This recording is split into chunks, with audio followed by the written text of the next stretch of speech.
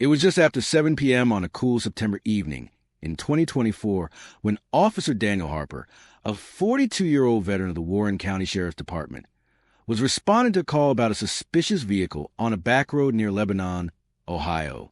Harper had been with the department for 15 years, known for his calm demeanor and dedication to keeping the small community safe.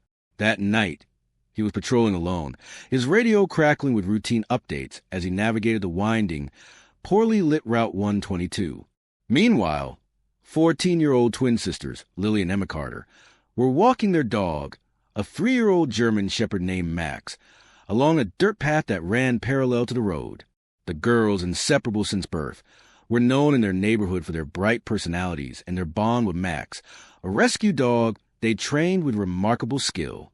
They often took evening walks to clear their heads after homework, with Max trotting faithfully at their side.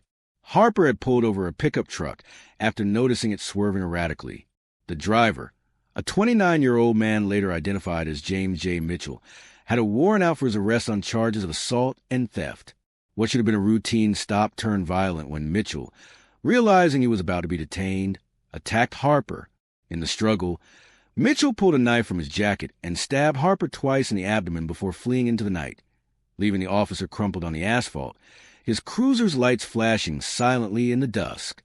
Lily and Emma were about a quarter-mile away when Max suddenly froze, his ears perked and his body tense. The girls knew their dog signals. Max was highly intuitive, trained to respond to subtle cues from his environment. "What is it, boy?" Emma asked, kneeling beside him. Max let out a low whine and tugged at his leash, pulling toward the road. The twins exchanged a glance, their instincts kicking in.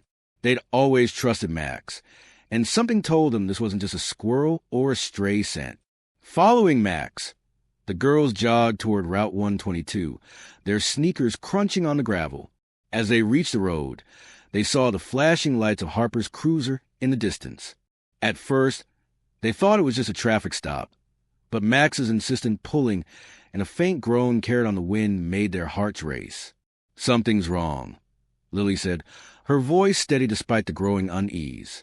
Emma nodded, gripping Max's leash tighter. "Let's go check." As they approached, the girls saw Harper lying on the ground, his hands pressed weakly against his stomach, blood pooling beneath him. His face was pale, his breathing shallow, and his radio lay just out of reach, crackling with static. The twins froze for a moment, their minds racing to process the scene. They'd never seen anything like this, but their parents, both volunteer EMTs, had taught them the basics of first aid since they were young. They knew they had to act fast. "Lily, call 911, Emma said, her voice firm as she dropped to her knees beside Harper. Lily fumbled for her phone, her hands shaking as she dialed. Meanwhile, Emma assessed Harper's condition. "Sir, can you hear me?" she asked, leaning close. Harper's eyes fluttered open, and he managed a weak nod. "Stay with us, okay? Help's coming," Emma said, her tone calm but urgent. Lily connected with the 911 operator and relayed their location, describing Harper's injuries as best she could. "He's a police officer. He's bleeding a lot. Please hurry," she said, her voice steady despite the panic rising in her chest. The operator assured her that help was on the way and asked her to stay on the line. Lily put the phone on speaker and set it on the ground, joining Emma beside Harper. Emma had already removed her hoodie and was pressing it against Harper's wounds, applying pressure to slow the bleeding. Their parents had drilled into them the importance of controlling blood loss, and Emma's hands moved with precision that belied her age. "You're going to be okay," she told Harper, though her heart pounded with fear that he might not make it. Max, sensing the gravity of the situation, stood guard nearby, his eyes scanning the darkness. The girls had trained him to be protective, and he seemed to understand that something dangerous had happened. His low growls kept the twins alert, reminding them that whoever had done this might still be nearby.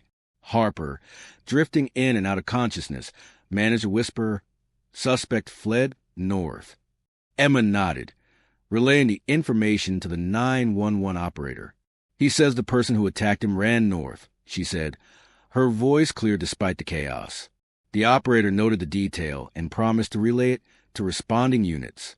While Emma kept pressure on Harper's wounds, Lily tore strips from her own jacket to create makeshift bandages, tying them tightly around the hoodie to secure it. The girls worked in tandem, their movements synchronized from years of shared instincts. They spoke to Harper, keeping him awake by asking simple questions, his name, his favorite food, anything to keep him engaged. "My name's Daniel," he rasped. "I like pizza." The girl smiled, encouraging him to keep talking. Max suddenly barked, his head snapping toward the woods across the road. The girls tensed, their eyes following his gaze. They couldn't see anything in the darkness, but Max's alertness put them on edge. "Stay, Max," Lily commanded, her voice firm. Max obeyed, but his body remained taut, ready to spring if needed. Minutes felt like hours as the girls waited for help. The 911 operator stayed on the line, offering guidance and reassurance. "You're doing great, girls," she said. "Keep the pressure on and don't move him." Emma and Lily followed her instructions, their focus unwavering. Harper's breathing grew weaker, but the girls refused to let him slip away. "Stay with us, Daniel," Emma said, her voice breaking slightly. "You're going to make it." At 7:14 p.m., the sound of sirens pierced the air. 2 sheriff's deputies and an ambulance arrived, their lights illuminating the scene. The deputies, Officers Karen Walsh and Tom Reynolds, quickly assessed the situation. They saw Harper on the ground, the twins working to save him, and Max standing guard. "You kids okay?" Walsh asked, her voice urgent as she knelt beside Harper. "We're fine," Lily said. "He's been stabbed. We've been keeping pressure on the wounds." The paramedics took over, praising the girls for their quick thinking. They carefully lifted Harper onto a stretcher, noting that the makeshift bandages had significantly slowed the bleeding. "You likely saved his life," one paramedic said, glancing at the twins with admiration. As the paramedics worked, Walsh questioned the girls about what they'd seen. Emma recounted Max's alertness and Harper's mention of the suspect fleeing north. Reynolds radioed the information to other units, who were already setting up perimeter to search for Mitchell. Max's barks had given the deputies a starting point, and they noted his protective stance. "That's one smart dog," Reynolds said, giving Max a quick pat. The girls stayed by the cruiser as Harper was loaded into the ambulance. Before the doors closed, Harper, now slightly more alert, looked at the twins. "Thank you," he whispered, his voice barely audible. Emma and Lily nodded, tears welling in their eyes. They didn't fully grasp the weight of what they'd done, but they felt a quiet pride knowing they'd helped. Word of the incident spread quickly through the Warren County Sheriff's Department. By the next morning, the story of the twin girls and their dog saving one of their own was the talk of the station. Harper was in critical but stable condition at the local hospital, thanks to the girls' quick actions. The department's commander, Sheriff Laura Bennett, called the Carter family to personally thank Lily and Emma. "Your daughters are heroes," she told her parents. They didn't hesitate, and their training with that dog made a difference. The deputies tracked down Mitchell later that night, using the direction Harper had provided and Max's alert to narrow the search.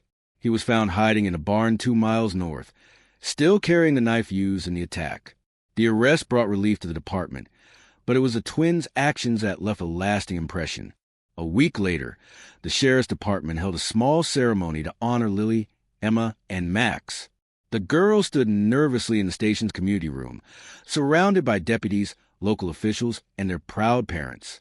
Sheriff Bennett presented them with a commendation for bravery, and Max received a special canine award, complete with a new collar engraved with Hero. The deputies, many of whom had seen their share of tragedy, were visibly moved.